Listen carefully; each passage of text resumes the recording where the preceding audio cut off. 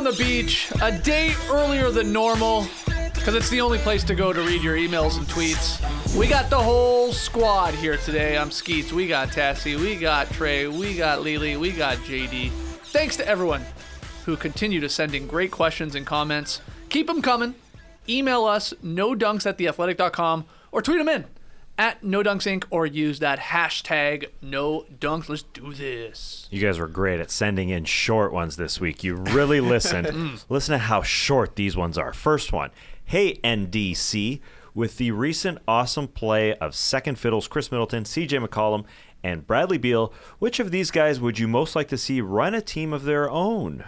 What are some other second chairs you'd want to see performing the big solo? I like that. As Sam writes it. Well, we're actually seeing a couple of these guys, straight up just run their teams. Bradley Beal all season has been, the lead dog, the alpha male on the Wizards. And I'd say he will be that same guy next year when John Wall comes back. That's very interesting. Yeah, possibly. I don't think there's a doubt about it. Well, he's averaging 30 points per game, 30.4 points per game, 6 assists, 4 boards, 46% from the floor, 35 from 3. He ranks high in player efficiency, very high in usage percentage. I think he's like one of the top 10 guys.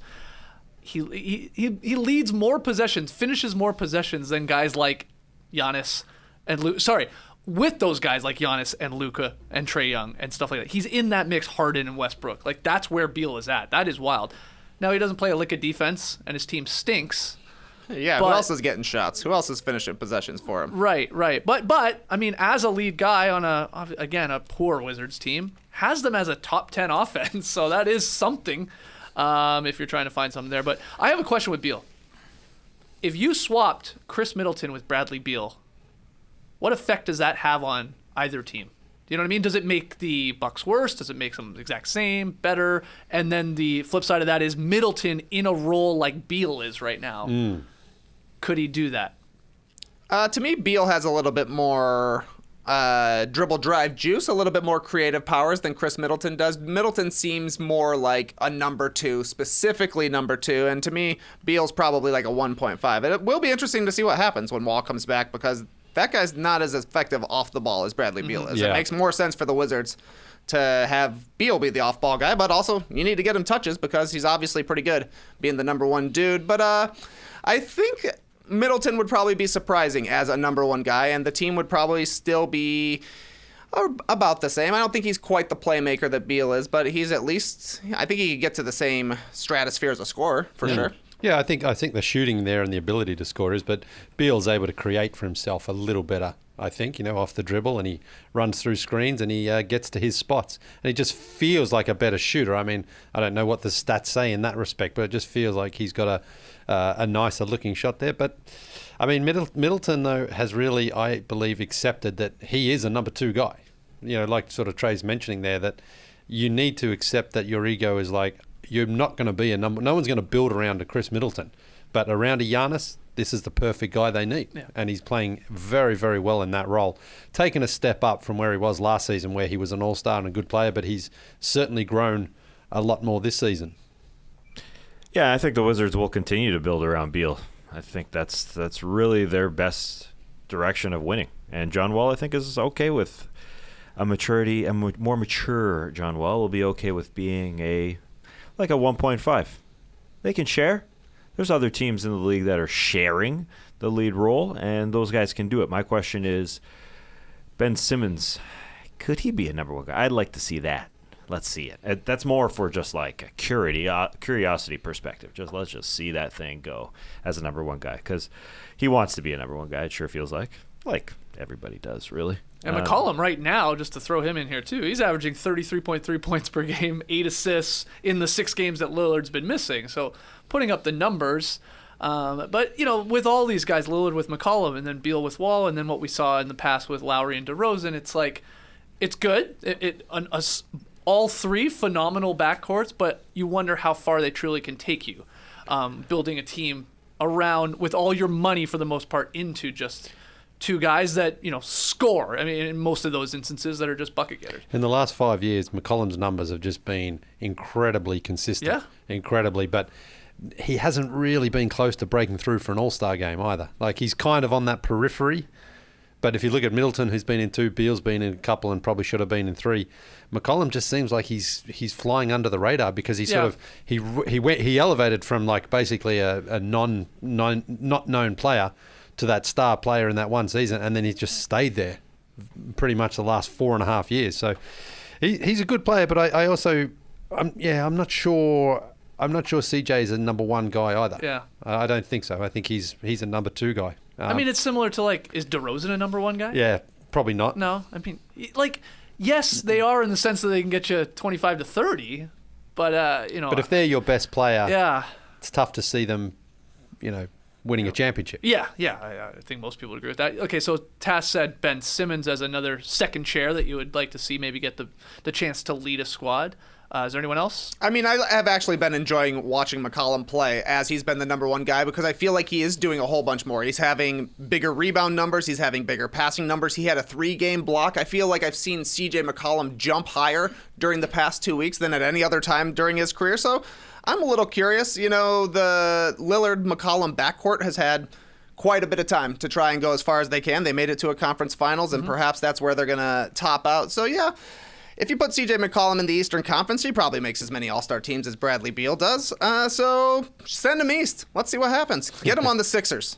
I'd love to see that. Yeah, I've always said I'm curious to see how it would work with a guy like Klay Thompson being just the lead guy. I mean, something tells me it'd be pretty similar to Bradley Beal, what he's sort of doing here. And I think Klay is a much better defender than Bradley Beal, but you can only do so much as the one guy, and if you're with a bunch of subpar teammates there, you may not win a lot of games, but Klay, I mean, sure feels like a 30-point-per-game scorer with his own damn team. Yeah.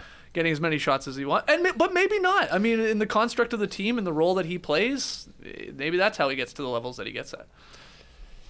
I thought you were going to say something. No. Were making a...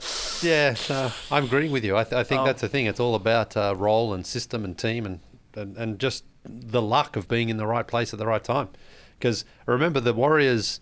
I don't think they were ever close to trading Klay, but certainly other teams thought, hey, Kevin Love's an upgrade over Klay Thompson. When he was with Minnesota, yeah. And the Warriors were like, no, because that might be true that Kevin Love might be a better player, but Klay's the better piece we need on this team right now. Mm-hmm. And it's proven successful. Yeah, I think they were right. I think so too. Jerry West was he was going to leave the team if they traded for him. That's right. All right, next one here. This one's from Matthias? I'm not sure. Hey guys, longtime listener here from back in the TBJ days. The recent retirement of Lee's favorite tennis player, Maria Sharapova, made me realize that, damn, I feel old. Wasn't she number 1 in the world like a few months ago? Probably not. Is that right, Lee? No, not a few months ago. But I get what he's saying here. So my question is, which retirement in sports, NBA or any other sport for that matter, made you realize that you followed an athlete for a long time and you kind of watched this athlete get older with you until he or she finally retired? All the best from Dortmund, Germany. Oh. Matthias. Well, first off, Matthias, I'm a big fan of Maria Sharapova, no doubt about it. First off, Matthias. Yes, but my favorite female tennis player of all time is Martina Hingis. Favorite man is Goran Ivanisevic. So I must have said at some point, though, Maria Sharapova is my favorite. She was a fighter. She was a battler, no doubt. Right. 5-time Grand Slam winner. She really win it? 5-time, yeah. Her first one, 2004, she smoked Serena Williams in the Wimbledon final. That was one of the most impressive performances I've ever seen. Thought she was going to have a bag full of Grand Slams by the end of her career, but I don't think she beat Serena after that tournament. Wow. Yeah, Serena just held on to that forever. Okay. Yeah. Anyway, getting back to the question. I thought you were going to hit us with some Goran Ivanisevic facts. Well, Goran Ivanisevic won the 2001 Wimbledon final that was played on a Monday because of rain. He beat Pat Rafter in 5 sets. Easy rain, man. No, but see, Tim Henman, England's own, Tiger Tim, he was leading Goran Ivanisevic, who was a wild card in the tournament in the semi-finals, and then this is before they had the roof on centre court. Right. And it was delayed for basically 2 days. Henman led, I think he was up 2-1. Ivanisevic came back and won in 5 sets, and then he beat Pat Rafter on the Monday in just one of the greatest Wimbledon final you may have ever seen. Really? It was incredible stuff, yeah. Or never seen. No, he was ranked 125th in the world at the time, Goran. What? Yep. Okay, Yeah, because he was a wild card because he was a 3-time finalist at Wimbledon before that. Great on. How many times has that happened? A wild card winning? Yeah. No, I would say maybe never other than that. Wow. As a wild card, no, I don't think so. Yeah. Okay. Anyway. Yeah. So, long-time listeners of the show know my favourite game. Well, the first game I ever saw was the 87 All-Star game. And the third game I saw was like the Hawks and the Pistons or something. And Kevin Willis was playing in this game in like 86, 87. And he was a veteran then. And then fast forward to when I was living in Toronto in 2001, Kevin Willis was still playing. And I thought, gee, he's been around a long time. Right. And then fast forward to 2006 when I came back to Toronto for the second time and Kevin Willis was still playing. I was like, man, is this guy ever going to retire? And eventually he did. And I thought, wow, that's basically like for his entire career almost. I was like sort of just started with the NBA and then as an adult and as a man, I was like, this guy is still playing and still sort of getting some time on the court too. And then you got to shake his hand. I absolutely did. We all studio. did. Yeah. Wow. What a cool dude he is. Yeah, for sure. Yeah, very fashionable. All right, Kevin Willis. Yeah. And if he didn't get injured those 2 seasons that he missed, he'd have the most seasons in NBA history over Vince Carter. Because it would have been 23. But he missed a couple years because of injury. So it was only 21, but 23 years of lifespan. So that's a long time. That's incredible. It's a long basket. Is there any other particular athletes, NBA or non? Well, the two I'm waiting on that will make me feel old are obviously Vince Carter, because I can remember making plans to watch his UNC games during middle school. Yeah. Like I can remember the missed dunk against Duke off the alley-oop from Ed Cota. So that will be one. And whenever Tyson Chandler finally retires, because he's the last guy who's in the NBA from my high school graduating class. Shout out to the class of 01. He's still around kicking. He hasn't played a whole bunch this season, only 219 minutes, but we're about the same age at this point. He's grown a massive beard too, so I guess that's just kind of what happens. Yeah, I went with any real star from like the 96 draft because that is really when I became a super NBA fan. Was a fan like when you're a kid, like of all sports, and Lee still is. But you know what I mean? Like you're still following hockey and you're following baseball and you're collecting the cards and then around, again, 94, 95, 96, really 95, 96 is when I like really truly fell in love with basketball, especially started focusing on playing it and then was all in on the NBA. So again, any of those guys, like Iverson was a big one. Yeah. Because he had a shorter career too, but it was like, you just saw his entire career. Like you watched the whole damn thing. And then, Kobe and Nash and Ray Allen, all of these guys that started then and have already ended their careers. So I'd go with any of those guys. What about you, Taz? Zdeno Chara, Chris Chelios, and Gordie Howe. Make you feel old? Makes me feel How old super is old. Gordie Howe? Is Jaromir Jagr still playing? We asked this. I know, 5 weeks in the because office. he seems to still be on someone's roster. He hasn't played since 2018, it looks like. But he hasn't retired though, has he? I doubt it. Yeah. Just waiting for the call-up. Yeah. Is he one of your favorite old athletes? Well, I remember him with Mario Lemieux. They played together on the Penguins, And Mario's been retired like 18 years or something. Because Mario came out of retirement, didn't he? Yep. Yeah. Yeah. And then he and Jagr were what do you call them? The forwards? Is that what you call them? Yeah, they're forwards. Yeah. Yeah. They were a great combo, and Mario's like a legend. I like that little stick move you did there when you were saying, what do you call him? Like a dangling right there? A little dangler, yeah. Get your hanky out. I've You always, gotta dangle it. if we're talking old athletes or guys that just played forever, always been a fan or was a fan of Julio Franco. Oh, yeah, great Right? one. Got the great batting stance, just was around forever. How long did he play for? He was still on a roster, I think, at like 47. I'm pretty sure I saw that, yeah. God. Yeah, but in baseball... You can hold on a lot longer, yeah. no doubt. Ricky Henderson played, Yeah. how long did he go for? Yeah. And he was like a star player. I guess Julio Franco had some big seasons too, didn't he? Yeah, definitely led the majors in batting at one point. Did he? Yeah, sure. Was he juicing too? Average? Yeah, that's right, baby. 341 in the 91 season. Was he juicing? Crazy. Juice and Julio, huh? Yeah. I don't know. I think it was all in that cock of the bat. Jager's playing in the Czech Republic right now. So he's at still 48 actually years playing. old. Wow. Like In that's his a pro hometown. league. Yeah, he's getting paid Yeah. probably. Or he's paying them. I don't know.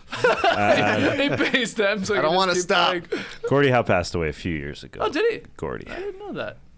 born in Floral, Saskatchewan, Canada. All right, next one here. Hey, no rebounds. Last week's Jersey Patch chat had me thinking about team captains. If every team had one captain appointed at the start of the season, there are some gibbies, Giannis and the Joker, some probablys, LeBron, Lowry, Lillard. But I'd like to hear your guys on the teams that aren't so easy, a.k.a. the doozies. The Jazz, Celtics, Clippers, Sixers, Pacers, Pelicans. Wow, so many. Thanks from Stu. P.S. JD's wedding DJ rundown was truly inspired. There you go, JD. Oh, thanks. Inspiring the people out there. So there's lots of teams. Well, let's go listed through there. those squads. Let's do it. Who are the captains of all these teams? Like, proverbial captains. Utah Jazz. Who is it? Jingles. No, it's probably Donovan. Mitchell. Yeah, it's Donovan. Yeah. I thought Gobert. You think Gobert just the defensive identity? He's been there longer as well. Yeah. And they're a defensive team. Yeah. That's the thing to me. That's why it's a tough one. He would also probably be very upset if you pick somebody else as the captain. Okay, Celtics. I think the leadership is a problem on that team in general. Isn't it? They could be better. You're saying they need a captain. Yeah. They need one. They need somebody who is a captain. Yeah.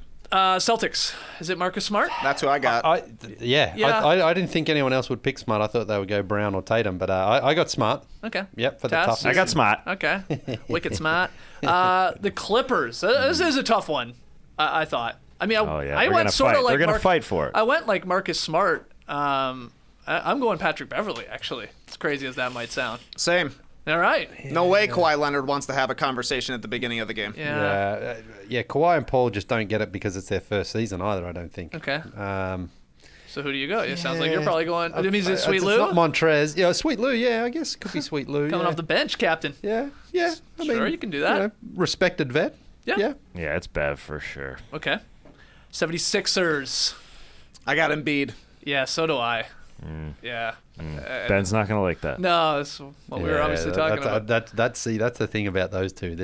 They can share it. They'll each. Dual captains. One gets the bottom of the C, one gets the top. What about a C and an A? Sakic and Forsberg. Ooh, that's even worse. Oh, you don't want to get an A. Don't want an A. Pacers. Oladipo. Oladipo. I don't think. I can't really make a case. I think the for only him, reason though. it's a question is that he missed so much of the season. Yeah. And a season where Sabonis has become a leader for them, not just on the court, but like an emotional guy as well. Yeah. So, maybe if Oladipo was out the whole season, you're going with Sabonis. And then the Pelicans. Drew. Yeah. Didn't even think Easy twice. one. Yeah. Can't make a case for anybody else. Nah. Gotta be Drew. Sort of fun. I do, now that we talk about it more and more here now, I want the C's back. I want to see the C on the jersey. See the C. Yeah. Interesting that Stu had probablys as LeBron, Lowry, and Lillard. Yeah, those are 1, 2, 3 locks. I would have thought so, yeah. I think that you can put those. You can start stitching that C on those jerseys right now. Same with, of course, Giannis and Jokic. All right, next one here. Hey guys, love the podcast. I am from Spanish Fork, Utah. Never heard of such a place. My question is about the Utah Jazz and Rudy Gobert. Rudy is eligible for a super max contract. If you are the Jazz, do you sign him to that deal? You guys recently said that Andre Drummond shouldn't be paid what he is seeking, so I'm wondering what you think about Rudy. That's from Hayden N. Rudy! What do you think? Rudy Gobert, yeah, thanks to an All-NBA third-team selection last year and then the Defensive Player of the Year trophy the season before, Rudy is eligible for that, what would it be, like a 5-year, $247 million extension that I think would begin in 21-22 in his case. So, if that's out there, I mean, are you doing that if you're, the front office of the Utah Jazz, or is that just insane for a guy that we just debated whether or not was even the captain? No, I mean, what do you think? I mean, he's only 27 years old. He's still an impact defender. And somebody else is going to give him a huge contract if you let him go and if you lowball him. I mean, I would not be super excited about paying $40 million to Rudy Gobert when he's 32 years old, but I'm fine with it when he's 29. You're still going to have a good defense when he's out there on the court. I imagine, though, that eventually if he were to sign this Supermax contract, which doesn't start again for another 2 seasons, he won't finish it with the Jazz, but he'll get it from him. I think, though, that when you're the Jazz, you sort of just have to bite the bullet on it and say, well, even if we get 3 good years out of him, then it's worth it. Because he's taken a bit of a hit recently, which is odd because this was his first time he's made the All-Star game, and his numbers are better than, rebounds-wise, are better than he's had before. So, but I think that's it. The teams are maybe trying to figure out a way to slow the Jazz down, and that's to bring Rudy out a little bit and not let him dictate the terms defensively. But he's young enough that you certainly don't want to let this guy walk because, as Trey's saying, someone's going to pay him. Someone's prepared to, give him the big payday. So if you're the Jazz, I think you want to reward him for what he's done over his time in Utah and what he can give you over the next 3 or 4 years. Well, I think you're hoping to negotiate with Gobert, right? Like the 30 to 35% of the cap. You can still get to a 5-year deal in terms of length, but you maybe not having to go full supermax. Because I know we're waiting to see how the rest of these playoffs go and how far they go, but you would be committing for the immediate future a hell of a lot of money to Gobert, locking him in there, and then if you're going to be going with Mitchell, this is your 1-2. Good one, too. Good one, too. Great one, too. But holy moly, you are tied to it for a little bit, I would say. Definitely tied to it. I would say it really depends if this contract would pay off, whether it's 35 or 36 or 37 million. It doesn't really matter to me. If it's going to pay off, it's really up to the perimeter guys making him better and being better. Because Rudy Gobert's got a ceiling offensively. I think that's pretty clear. And defensively, if everybody's really working on the defensive end, then he's going to look great. But if everyone's not working on the defensive end and not really sharing the ball well and not being a great scorer, then that contract's going to look terrible. So it's kind of like, yeah, it's up to Rudy Gobert to play hard, but it's also up to the other guys to play well and probably be great leaders too. So there's something like his leadership isn't strong enough to really pull this team together. I think it's up to Donovan Mitchell if he can become a leader. So that's a red flag then for a supermax deal guy, where you're literally saying it's up to the other guys that are around him to make him look better. That to me is like the ultimate red flag to go supermax 5-year, $250 million. Like you're not having those thoughts with a Lillard. You're not having those thoughts probably with definitely not a Giannis or an Anthony Davis. Like you're like, those guys are making the other guys better. But I'm agreeing with you here, Tass, but I'm saying like, ooh, that's scary because you're like, he does it, of course, defensively. He's such a juggernaut on that end of the floor. I get that. But yeah, the other stuff, you are asking the other pieces that are around him to help take the team to the next level, right? Yeah. But maybe a supermax should only be tied to the guys that are the flip of that. Yeah, but I mean, is it any different than John Wall? Like, guys have to make shots for his passing to be valuable, right? So he's got a supermax because there's no way the Wizards would let him leave. Bradley Beal got a supermax because he's really good at scoring the ball, but he would have no assist if they were a brick every single time he passed it out. It all works together. And you guys are always trying to tell me that defense is half the game. You got to pony up. And you're a man who likes a rebound highlight. This guy's getting all kinds of rebounds. It's true. Pay him for that alone. Yeah, but the difference is he going to be able to guard everybody? Like if he is a Roy Hibbert, like you said a few weeks ago, then he's screwed. I mean, and John Wall can score a lot of ways. He can play defense. Like he's a two-way guy. Rudy, and it hasn't worked out there with John Wall, but Rudy. It's going to be bad at the end. There's no doubt. But if he says it's a super max or nothing, I would rather have him than have nothing. Oh, yeah. That's why you're hoping you can negotiate a little bit. And I think we're all agreeing. I mean, we'd all want Gobert over Andre Drummond. And we're all willing to pay Gobert more money than a guy like Andre Drummond. Right? Oh, of course. Yeah. Okay. Pretty sure on that one. Andre Drummond, it's a tricky situation. Drummond's not close to Gobert's best. No.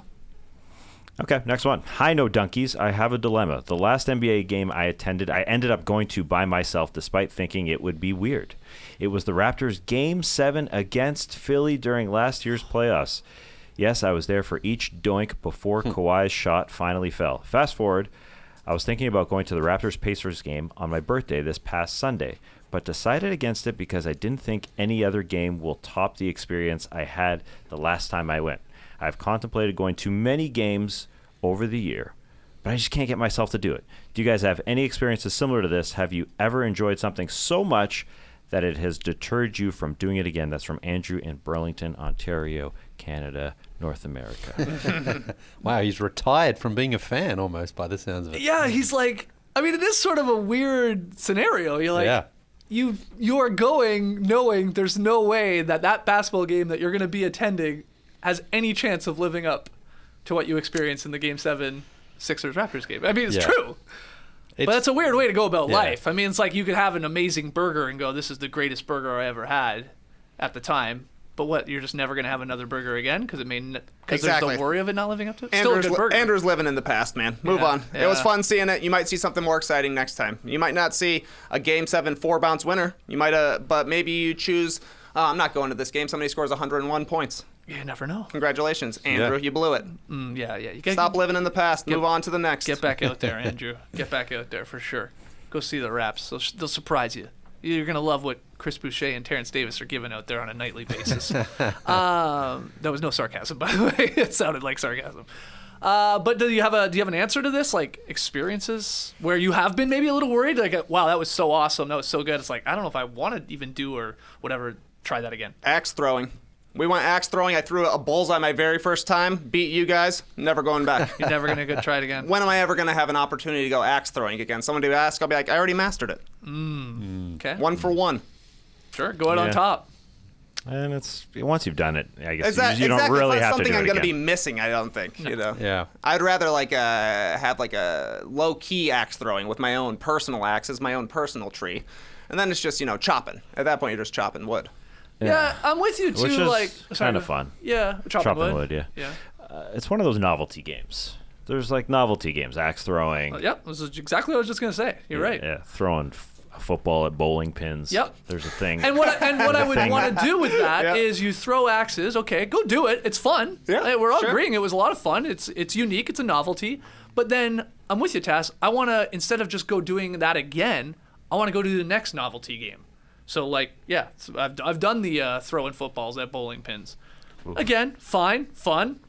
Not sure I'll ever do that one again either. Yeah. There's always another one though coming. Mashing some 2 or 3 sports together. It's like Top Golf even. Once you do Top Golf, I guess I don't like to golf, so I guess it's a big part of Top Golf. More of a top guy.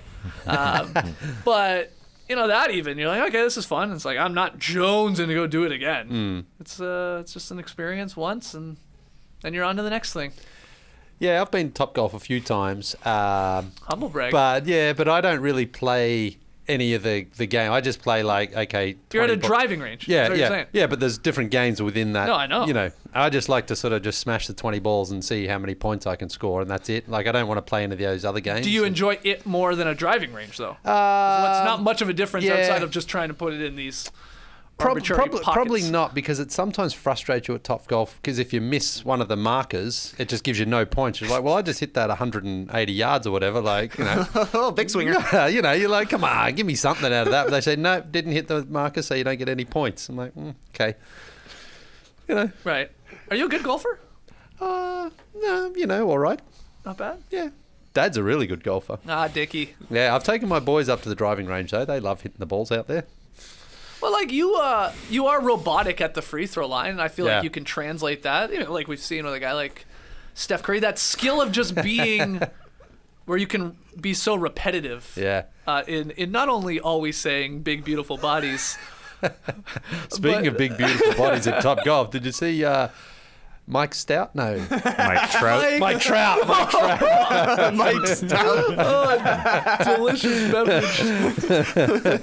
God, he lined that ball out the other day, didn't he? That looked awesome. You're not encouraged to do that at Top Golf. You're supposed to keep it in the net. Top Golf loves this publicity. Every dude now is going to have a few beers and go to Top Golf this weekend and try to do the stout. So stout. So you saw the clip. Yeah. I saw someone tweeting. It felt like Mike Trout just rolls with 20 other Mike Trouts. You see the clip? Yeah. Like he hits it and just a bunch of other bros that like sort of appear to look just like him. That's baseball. Yeah. Yeah. That was wild. For my answer for this, skydiving is a legit answer. I enjoyed it so much the first time that I'm a little bit like, I don't know, will it be as fun the second time? And I'm never going to commit fully to learning to jump out of the plane by myself, right, and throw, the parachute.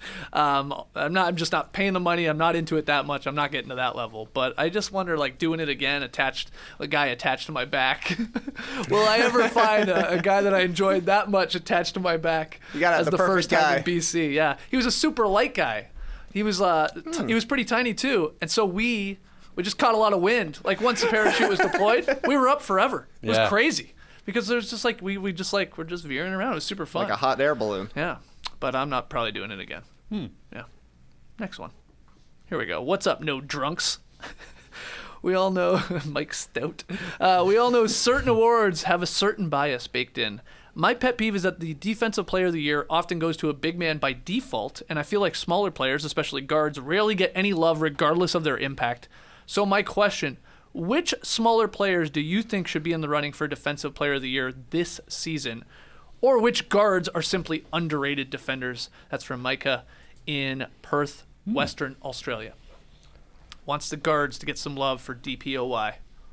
Yeah, well, it's a good question because this does heavily skew towards the big dudes. To the big men. Big men, the rim protectors. A couple of guys who are very good defenders, in my opinion, from the guard position. Drew Holiday, even though LeBron lit him up a couple of times the last week, but that's fine. That's LeBron. Marcus Smart, brilliant defender. And Fred VanVleet is actually a very good defender, too, for the Raptors. I mean, he's not going to win Defensive Player of the Year, but I remember in the finals last year against Steph, he did a great job. Great job on him. So He's a little bulldog. yeah, he is. Yeah. But it's okay for it to skew towards bigger guys. You can't touch anybody on the perimeter. I mean, you literally can't put a hand on them. So it's kind of hard to play defense out there to stop anybody. Exactly right. Rim defense is so much more important than perimeter defense. You look at like the offensive defensive ratings of some of these players, and it's like Jimmy Butler and James Harden have the same defensive rating, and that just kind of shows that a perimeter player can only have so much of an impact because, like you're saying, Tash, you can't touch him. You're going to get blown by time and time again. Your only hope for actually getting a stop a lot of times is having a huge guy there at the rim, which is why it tends to go to the big guys. And that's okay. Marcus Smart, great. I think Eric Bledsoe should get some love. Pretty solid. Patrick Beverley always gets love. I was a little disappointed DeJounte Murray hasn't jumped back and led a great San Antonio defense back to the promised land. He was an all defense guy a couple years ago, but that just shows how hard it is to bring non-defensive guys into that world. You know, Aldridge is kind of hanging out behind him. DeMar's hanging out behind him. They're old back there. And Victor Oladipo is a favorite of mine when he is going. With the Raptors, too, I mean, you said VanVleet. Lowry is a great defender, no doubt, at the guard position, especially being a very small guy. And OG Anunoby has taken a bit of a leap defensively this year. He might have been the Raptors' best defensive player. I was checking, you brought up Eric Bledsoe. Eric, as we refer to him. Sweet Eric. I was looking last night. The Bucks have 6 guys who rank in the top 13 for individual defensive rating, as of last night at least, before the Heat game. I'm not sure if it stayed. Can you name the 6 guys? Crazy. Giannis Brook are Dante. right there. Dante, very He's high. good. He was on my list. DiVincenzo. Eric Bledsoe. That's 4. Yep. Chris Middleton is 5. He plays with all the other guys, so it makes sense. Yeah. And George Hill. Bingo. All the high minutes guys who all play together. It adds up. 6 guys right there. Yeah, wild. Shows you how important that Brook Lopez and Giannis Antetokounmpo are, because those guys are on the court with the other ones, and that's why their numbers are low. Best guard defender out there is a big guy, Ben Simmons. Yeah. The guy is like a highlight factory on defense with the steals too, and that's the interesting thing to me is that he is big. You know, he's a 6'10" guy, quite athletic. You would think he's a big-time rim protector, but he averages about a half a block a game. That's not a ton, but the guy's arms are everywhere on the perimeter, and that to me is how you have a huge impact defensively, because similar to Kawhi Leonard, it just looks like you take up so much space out there that it seems impossible to get the ball to your side of the court. Next one here. Hola, no clavadas. Sure. The level of talent in the NBA is always on full display when a generational rookie phenom like Zion Williamson gets schooled by an old pro like Danilo Gallinari. Welcome to the league, young fella. Chided every mid-range dagger Gallo drained over Zion's soft, wet baby head. What? Okay. What's something you all could absolutely torch an 18-year-old in? I myself display a lifer level of ability to get a loved one's birthday card in the mail on time. That's good. Respect. NBD. Tyler in downtown Los Angeles. Not just Los Angeles, but he is in the heart of Los Angeles. NBD. Respect to you for sending birthday cards still. Like right in the mail. That's... everybody send them still early. loves to get a card. Gotta send them early. All right, what else could you dominate an 18-year-old at? Well, not an 18-year-old. I'm actually going a little younger because in my street there's a couple of kids around 7 or 8 and scooters are big. And I got called to a scooter race Wow, you got called out. I was like, come on. This is a while ago now. They said, come on, have a race with us. So I said, all right. And I got beaten by the kid because I obviously was like, all right, I'm not going to beat these kids. All right. I got beaten. I said, all right. Game on. Game on. I've pretty much been on a 400 race win streak undefeated since then. So... Whose scooter are you using? Our You got a neighbours. custom wheels? No, our neighbours have a spare scooter, like an adult scooter that their kid's not quite ready for yet. So I took that one. I said, all right, man, you beat me. So you want to play fair? All right, I'll play fair, and I win. It's great. Wow. It's actually pretty exhilarating, actually, having races with kids. Just dusting them. You like knocking on their doors? Hey, can Billy come out and race? Can I borrow your scooter? That's what it is. It's like, hey, that scooter, anyone riding that one? I'll take it if you want. Yeah, you want to race? It's great. Speaking of you playing with the kids in your neighborhood, I saw you had an accident with the AFL ball getting lodged in a tree. Incredible stuff. Yeah, really wedged up there too, high it up. looked super high. Yeah. Did you boot it or something? The truth is, yes, it was me. Hey, kids, watch this. Yeah, it was. Call that a kick? Clear the house. It was that. The kids are actually surprisingly decent at kicking the Aussie rules ball because it's not natural to anybody there. So I got one and I tried to... What were you trying to do? Just kick it super high? Yeah. It was way up Bet you I can kick this ball over the tree. Well, I start just kicking it back and forth, and then I, imagine I'm in a game and I pick up and I try to screw one over the shoulder, and the wind caught hold of it and it dog-legged to the left and got wedged up in the tree. So then I'm like, how am I going to get this down? What's the strategy for that? Well, I've got a mini basketball, so it took me, an undetermined amount of throws to get it down. And I nearly lost the basketball up there too. Oh, man. It would have been hilarious. But you eventually got it down, so it's great. Did everybody cheer? No, not really. They'd sort of walked off and done something else by then. What could you guys torch an 18-year-old at? No, or an 8-year-old. I mean, whatever. 8-year-olds, child. I'm going to go a little older than 18. Okay, sure. So I saw this 70-year-old on the street the other day, and I walked past him, and I said, try and beat me on my feet there, Pops. Killed him. I can beat an 18-year-old in hugging. 18-year-olds can't hug. Terrible huggers. Nah. Kids can't hug these days. Crush them. What'd you go with? Putting together furniture. Yeah. Terrible. When you're 18, it's hard and you get so frustrated, and now you just know it's going to be frustrating going in. So you're able to temper it a little bit. And I don't know. I feel like I've put together every single thing that's been in an IKEA showroom for the past 15 years. Yeah. So there's a little bit of institutional knowledge you gain. Also, sort of the same with laundry. Back in the day, just throw it in, wash it, maybe it'll come out clean. We'll see. Now, I'm changing like the temperatures. I'm changing the spin cycle. Yeah. I want to know exactly how long this is coming because I want to have perfect results when it comes out. But that is not the case when you're in college. No, you're just chucking it in. Yeah, if you're washing it. Yeah, even if you're doing it. That's a good point. JD, you got an answer for this? Just f***ing.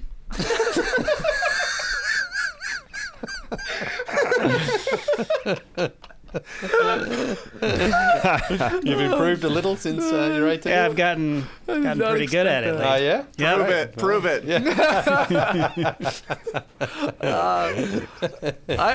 I'll try and follow that up with, I put down recording a mixtape off the radio. They wouldn't have a chance. They wouldn't even know where to start. They wouldn't even know that's a thing. They don't even know there's a radio, probably. Yeah. Or dialing a rotary phone. Yeah. Fair. I got super ass quick at that, which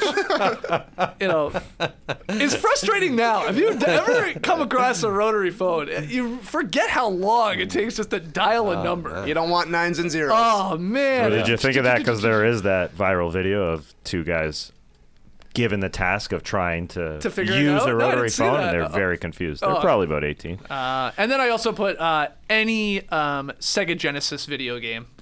Because they and really, I mean, this could be the same for like a Nintendo or something. Anything there's like 2 or 3 buttons, like there's just not enough buttons for them. They're like, where are the rest of them? Where are the top ones? Where's the back one? Yeah, they don't know what to do. 18-year-olds bad at hugging, but good at buttons. So yeah, that's right. They want more buttons, less hugs, and that's the problem. All right, our next one. Hey, No Dink Daddies. I've been listening to you guys for a long time now. Back in 2009, you could catch me in the back of Mrs. Reed's French class watching the Basketball Jones on an iPod Touch. Wow. I've never written in despite listening for over a decade. I've recently felt as if I should send in a question, and then I got my sign. While listening to a recent episode of The Drop, Skeets told a story of his trip to Jasper and staying at the Jasper Park Lodge. I was listening to this while walking to work, ... at the Jasper Park Lodge. This was too weird. I took it as a sign that I must finally write in, so here's my question. I've never understood for the life of me why the Utah Jazz didn't change their name once they moved from New Orleans. Obviously, New Orleans is notorious for jazz music and often referred to as the birthplace of jazz, but once the team moved to Salt Lake City in 1979, they kept the name Jazz, despite Utah not being known for jazz whatsoever. Why not the Utah Mountaineers, or something that at least has some association with Utah? So what NBA team do you think should have a different team name? Turn up. Love you guys. Awesome. That's from Jonah. Shout out to Jonah and the entire staff at the Jasper Park Lodge in up there in Western Canada. Okay, yeah. What do you think? But team name just doesn't work anymore for you. The thing with the Jazz, now it's been so long, it actually suits them, I think. I'm fine with it. Right. You know, I think it'd be weird to change their name now because it's just like if you don't change it within the first couple of years, yeah. You're going to start to really own it. Yeah. Another team that's, you know, the name is sort of just associated with that team because they moved. And I learnt this last night from being down to the Fortress that there are no grizzly bears in Memphis. Right. I sort of knew that anyway, but it was good to have a bear expert down there just filling everybody in. It sounds at first like there could be grizzly bears in Tennessee mountains or something. Yeah, I'm with you on that. Yeah. But if you're going to move a team, well, then, you know, just start all over. Don't just, like, move the team and keep the name, you know, the Grizzlies. It just doesn't work. Vancouver, I'm sure you've seen some Grizzlies out there on your travels, haven't you? Right, some little Cubs. Yeah. There you go, the Vancouver Cubs then, you know? Sure. Well, the problem isn't their name. They were fine as the Grizzlies. The problem is the Memphis name. What are you changing it to? Well, Grinders. Okay. Why not? Okay. It fits. The Grindhouse. I'm swiping right on that name. Fits the team. It it goes with the arena, the Grindhouse, the Grinders. And built-in celebration. You're acting like a the old coffee grinder. Throwback to the grind era, the Rise and Grind name you came up with, Trey, a few weeks ago. I think it works. It kind of sounds close to Grizzlies, so they're not leaving it too far behind. But the Grizzlies. Yeah, I'm not a fan. Okay, is that your pick then? That's my pick. I mean, I could do the Clippers. Just need to start over. Mm-hmm. Like, I mean, and they might too, by the sounds of it, if this move to Inglewood happens and whatever. I don't know if they're changing the name completely. Are they still LA? Maybe they switch it up, and then that might include the team name. It's time. Like, no, they've been the Clippers for a long time, but it's not like they're holding on to all that past success there, really. Yeah. So I don't even think people will be that upset, especially with their look now and their aesthetic. It's not that great. That's what it takes, though. It takes a team that hasn't won to be able to change it. Like the Raptors can't change it now. Never. Before last year, could see it. Not a lot of if we win a championship, it's over. Washington Wizards, they won a championship as the Bullets. The Bullets changed their name. I think the Nets need a new name. And that's a pretty boring thing. You don't like that? Yeah, it'd be like if a baseball team was named the Walls. Not good. Also, Sacramento Kings should be the Sacramento Princes until they win a title. Ooh. Mm-hmm. Oh, wow. We start doing that? Yeah. You're not the Kings. I'm sorry, you're not. Good question there, Jonah. The baseball analogy, I don't mind Nets. Like, I think it's more closer to like Bats, Baltimore Bats. Well, there's not a team called the Bats either. Oh, there's gotta be. I'm looking it up right now. In the minor leagues, for sure. They have a team name for everything in baseball. Not a major league team, I guess. Yeah. The Walls. All right. AO No Dunks Crew. I love seeing a classic NBA jersey that not many people would have or even think to get. So my question is, what obscure/random jersey would you rock? For me, it's an old-school Danny Manning Clippers jersey or a Dan Marley Suns jersey. Appreciate the awesome pod. Turn up. Love you guys. Awesome. That's from Justice in North Carolina. Fun question. I'm sure we've had this before way back. I have three that I'd like. Mm-hmm. Still want a Kenny Anderson Nets jersey. Yeah. There you go. I'll rock proudly that Nets jersey. Robert Pack Nuggets jersey. Would love that. And because I'm a Survivor fan, I added this at the last second. Give me an Uncle Cliffy, an Uncle Spliffy, Clifford Robertson Blazers jersey. Oh, not a Nets. No, not a Nets. That's too bad. Not a Nets. So give me those three: Kenny, Robert, and Clifford. Robert Pack, was he ever a net? I kind of think he was. Yeah, he may have been. you got corner the market here, my man. Maybe I should do that instead. I'm a big Nets guy. Don't like the rims. I'm a big Nets guy. I'm a Nets guy too, but I'm going way back. ABA, Dr. J. I just want a Dr. J jersey. The red, white, and blue. I need some red, white, and blue America attire. The red, mostly white, red and blue stripe on the left side. A few stars, Cool. 3 stars. Those are nice.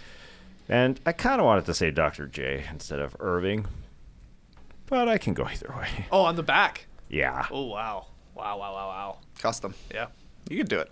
I could do it. What do you guys got? Well, mine's I've actually got 2 of them at home. They're T-shirts, not jerseys, but they're the jersey T-shirts. The You know what I jersey. mean? Yeah, the jersey. I wore one to a Dallas Mavericks game last December. Orlando Blackman one, Mavs 22, and I've got a Xavier McDaniel Sonics one there at home too, and Larry Johnson Charlotte Hornets one too. So I've got a couple there. Jeez. Yeah. Money big bags deal. over here. Yeah, whatever. It was one of those 180 ones. off the tee. I'll kick a ball into the tree. Think I care? I got like 5 balls.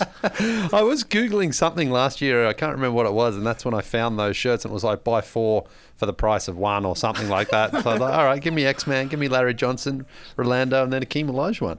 Oh, Keem's Great. nice. I was going to say, I can't imagine a lot of people are buying a Mavs Blackman jersey, and I really can't see it. Maybe I'm wrong.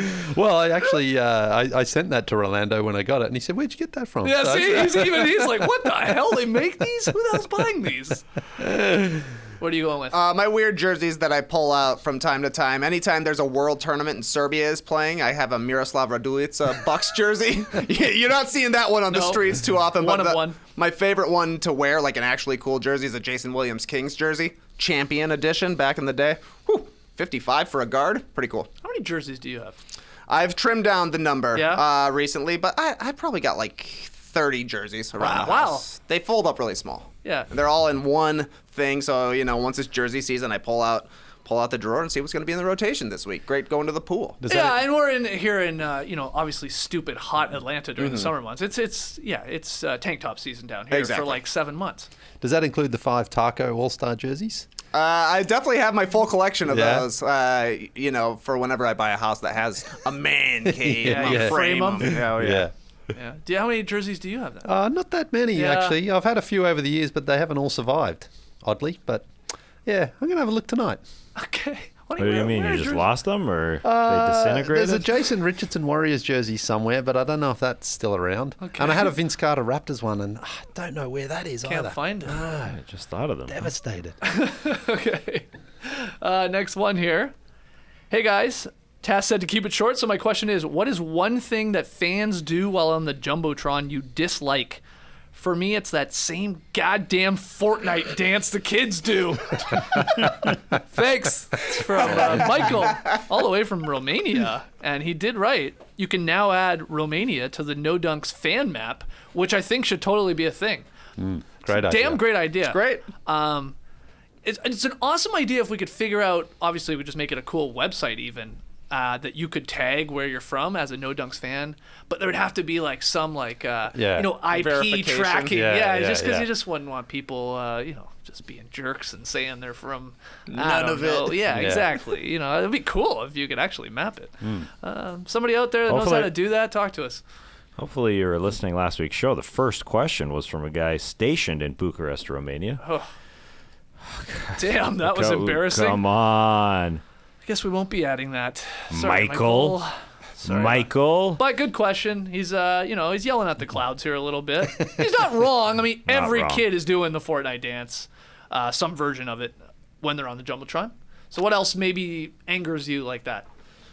Well, for me, it's an understandable thing that bothers me, but it's people who grab their phone to immediately take a picture of themselves on the Jumbotron. I get it. You want to capture the moment. That's why there needs to be... Some places have it. Like, if you end up on the Kiss Cam in some places, they'll have, like, a website where you can download your clip. But Really? that needs to be in every single place. Smart. Yeah. It's like riding a roller coaster Exactly at an right, amusement yeah. theme park. Come see your then- photos and you afterwards. Come buy it for $49.99, but you'll try and just snap a photo of it. Oh, yeah. I used to love trying to do that in the old gift shop. They get all angry about it. Okay, so you just don't like when people pop up the camera. You get it, but you don't want to see it. Yeah, exactly. To me, it's like once you get on the Jumbotron, you have to keep doing what got you on the Jumbotron. Yes. Yeah. Act like you've been People there. forget. They're like, there's a reason they put you up there. You're having fun. It's not to stop and point and take a photo. It was what you were doing. It was dancing, whatever. And if you're not sure, just check out Bongo Lady. She made a career out of just going absolutely crazy Yep. on the fake bongos, but it was perfect. Yep. She owned it. So great job. Anything else? Well, I'm just looking through the kids' dances because it feels like it's more than the Fortnite dance that the kids are doing. But there's a whole bunch of There's Fortnite a lot. dances. It's a lot within the Fortnite family. There's the, blah, blah, blah. I don't know what they are. Yeah, you're killing it. I know there's this one. The upsy downsy one. Yeah. I do like to see Yeah. that one. That one is at least better to me than when it was all dabs all the time. Oh, yeah, right. I forgot about the dab, Yeah, month or two that we went through. Yeah, and that's my issue is there's just everyone's doing the exact same thing. Whether it's just Fortnite, there's just no creativity. There's a lack of creativity. I won't say there's no creativity. That's mean, but there's no creativity. Everybody's doing the same. Fortnite's, there was the backpack, there was the dabs, which was like 100% of the time for a while. Oh, yeah. Just let her rip. Oh, just yeah. fart on camera.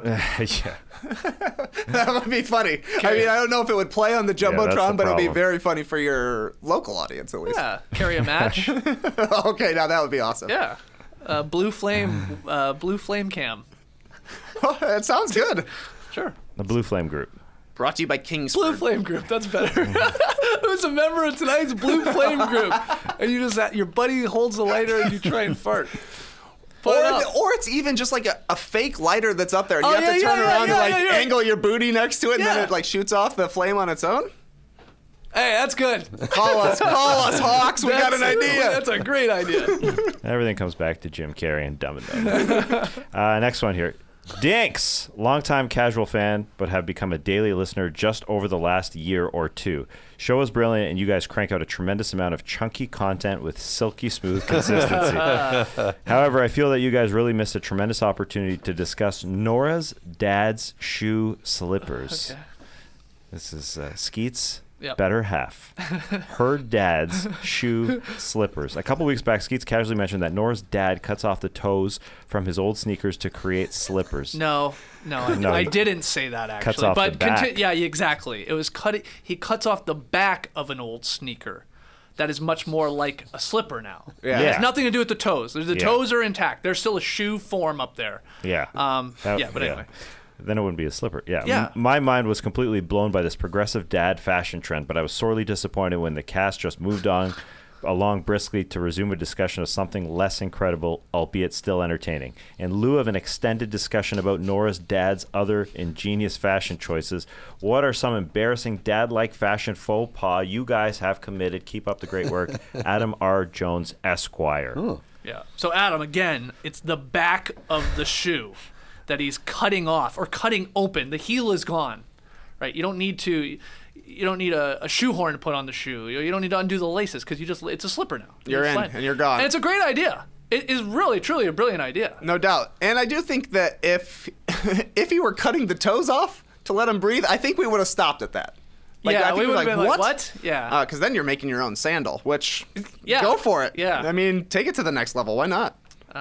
So that's what he's doing, and it is a great idea, and I'm excited to try it myself this summer. Looking forward to it. You got a pair of shoes that's ready to go? I had a couple that With a I've got weak my heel? eye on. Yeah, I'm gonna commit to it. But any other embarrassing sort of dad-like fashion faux pas that you maybe have? I'm not sure if it's fashion per se, but something I have that was passed on to me by my dad, and I've now passed on successfully to my two boys, All is right. the hanky. The Right. Ladies and gentlemen, the hanky. The hanky. Yeah, especially my 3-year-old. He dives straight into my pocket. He knows it's in one of my two front pockets. If he needs to wipe his nose, Dad, hanky, grabs it, wipes his nose, and then shoves it back in my pocket. So he doesn't yet have a little mini version of his own hanky. We have one mini version, but I don't pack it with him when he goes to daycare. Like I have it if he needs it on the weekends, but I'm like, you know what? I'll just keep it out of daycare until you understand fully what it is you have there. Oh, in you your don't want pocket. him to be sharing Yeah, it? exactly. Oh, and just to pull it out and put it on the table. Yeah, You know, okay. some of the teachers and maybe other kids might not fully grasp what it is. But Well, what about Sebi? He's obviously older. Is he rocking his own hanky? He has, yes, from time to time. I've packed one when he's been a little in need going to school, and I said, just remember, just take that out, just don't leave it on the table, just put it straight back in your pocket, okay? If anyone starts giving you any lip, you just let them know. The hanky's an Ellis trait, okay? If they want to fight, they come to me. And I will kick their ass in a scooter race. Yeah, exactly. Beat them to a bloody pulp. Yeah, it's not something that I've been able to sway people with over the years. No one I know has really said, oh yeah, actually I'm going to go for the hanky, but works for me, so I'm fine. Yeah, when was the hanky at its its most highest popularity? Well, it is really just a fashion accessory. In people wear it in their suits, sort of, don't they? Like the They're not pocket. blowing their noses. that's what I mean. That's what I mean. They use it as that. And I'm like, well, it's got a second use. I don't think it's going to take off for a while, considering the current climate. Well, see, even more reason to have one of your own. I mean, if you don't have anything else, what are you going to do? I don't know. We have running water. Come on. I can go figure it out somewhere in the building that I'm in. Generally, luckily, this Okay. country Now has. you got to be honest with me. I'm going to ask you a very Yeah. serious question here. All right.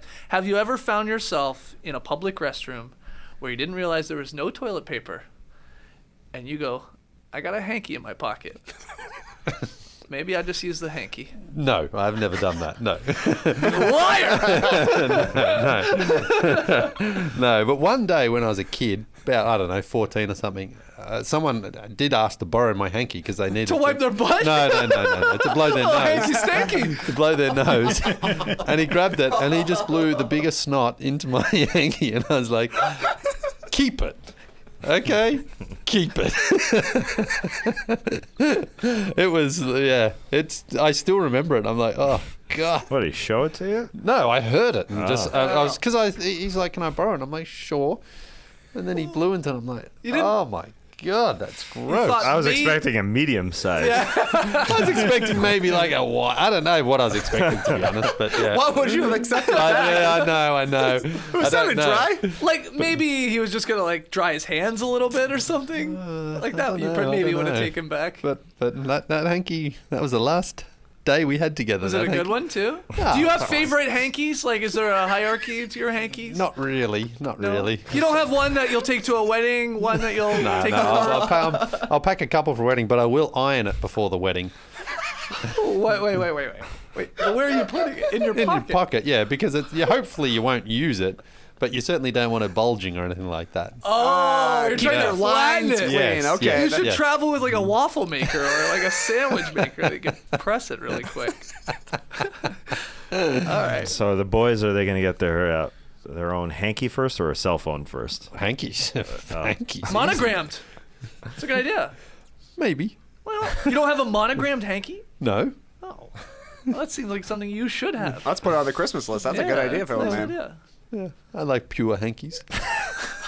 You don't want to reach for the corner, actually get a little embroidery in your nose. I think this whole time Lee's actually just been using Kleenexes and he just throws every hanky away, but he's Ironing a Kleenex before a wedding. You're pulling one out now? I'm checking which pocket's in. Here it is. Here. What did you keep it the in one white pocket more than the other? Oh, God. That one looked That disgusting. one looked dirty, mate. Well, it's been used. Yeah, there's Yeah. a little sniffle in the air right now, but that's fine. Are you washing the hankies with all other laundry, or do they get their own, like, It tends to dedicated go wash? with the underwear and socks wash. Yeah, all right. Yeah. Yeah. Tends to. Not always. I mean, occasionally if you're, depending on time and needs. We just gave a good 10 minutes to that. You got to respect it. Any other fashion faux pas? I hate when Ollie? when I wear double browns. Like I have on a brown pair of pants, and I put on a brown jacket. I'm like, oh, what's going on here? It just looks crazy to me. I don't like doing it. I don't even like double blues or like any. Yeah, I mean, double blues, I'm okay. I don't know why I'm okay with double blues. Maybe just because it's such a dark color, but when I'm rocking those double browns, I don't love the double browns look. But it's happening more and more often, unfortunately. Also, boots with sweatpants. That's a weird feeling. You can feel a little bit like a Ghostface Killer if you have a big baggy boot, but in general, you just feel on the verge of scumbag dad with boots with sweats. How do you feel about high socks? like with shorts. Like, so I asked Nora this question. Like a knee sock? Yeah, I said, like, what do I do that could possibly be an answer to this? Something that you're embarrassed by, that it's like I'm leaning into a dad-like fashion thing. And she said high socks. I took offense to it immediately. I said, high socks is actually very fashionable. It's like, I mean, maybe I'm wrong, but there's no doubt like a skater culture to it, and even... Oh, for sure. But then I understood also what you're saying. She's like, yeah, but my dad wears like high socks, like up to the calf. And it's not fashionable. And I'm like, yeah, you're right. And I'm like, where am I teetering on that?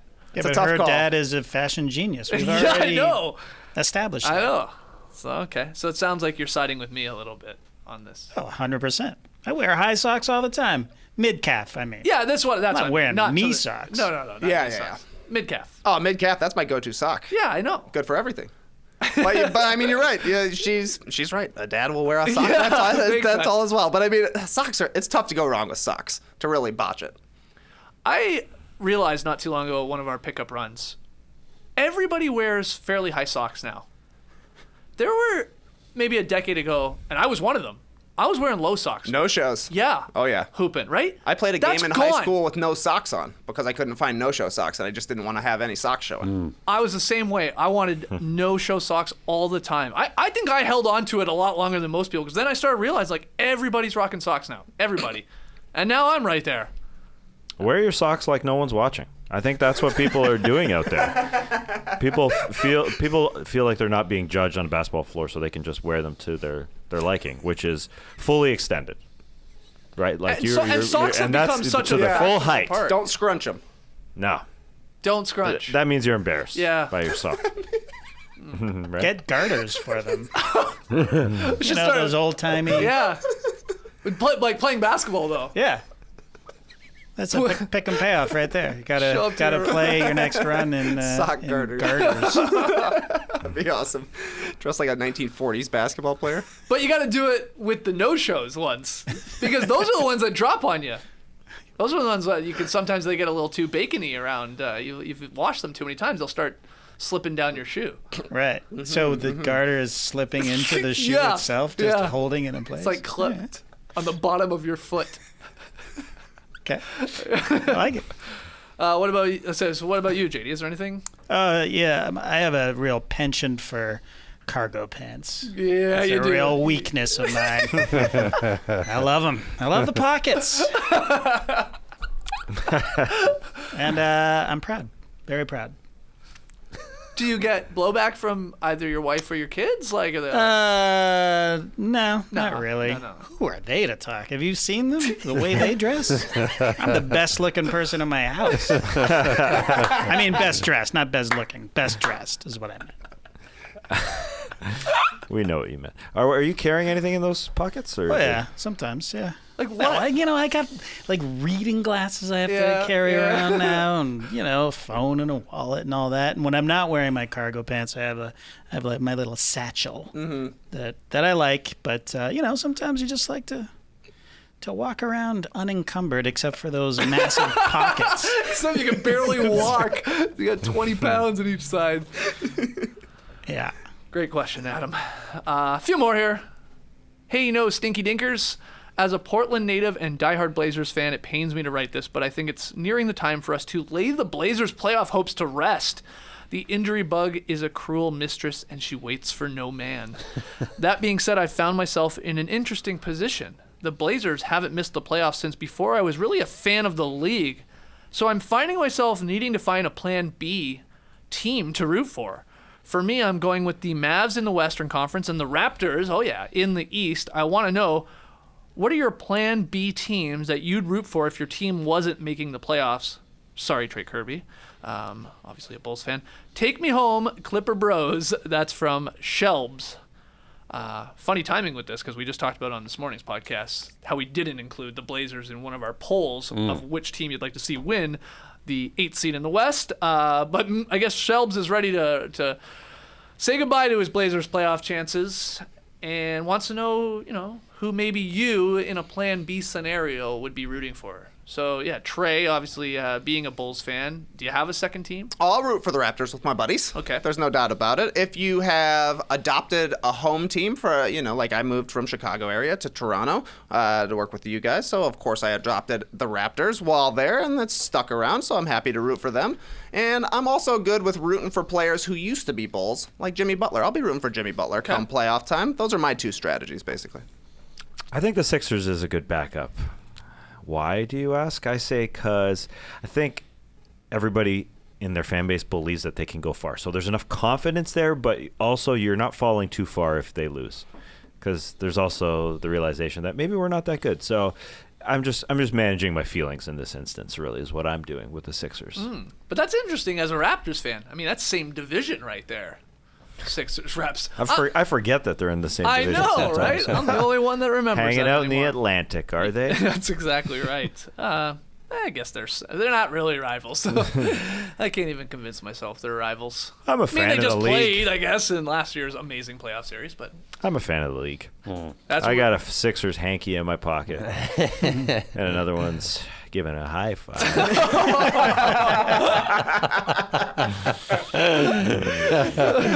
Lee, what you got? Yeah, you are a fan of the league. That's the You cheer thing. for all To have a its- plan B, you need to have a plan A. So, I mean, the Raptors are clearly the team that I'd love the Raptors to go back to back, but I'll be happy if they win, the Bucks win, or the Nuggets win.